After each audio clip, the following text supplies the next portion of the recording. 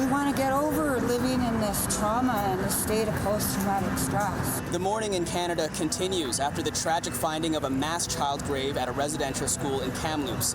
The Union of BC Indian Chiefs wants Canadians to understand the gravity of what has been unearthed this week and that the time for apologies and gestures is over.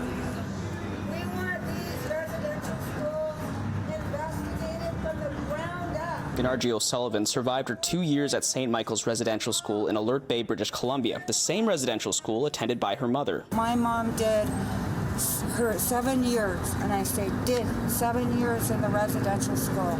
I did my time in residential school for 2 years, and I was adopted.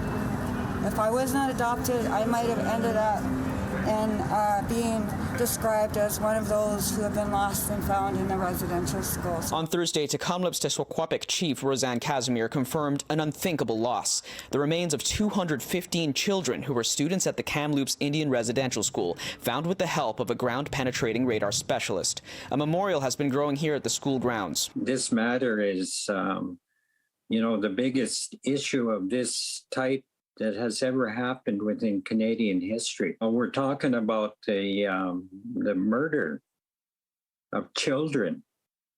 215 children, they were babies. Catherine Morton Richards, who works on anti-colonial research in Canada, says that number is merely a fraction of thousands of lost Indigenous children. It's important to realize that that number is just a small component of a much larger number of children who never returned home following their incarceration in residential schools.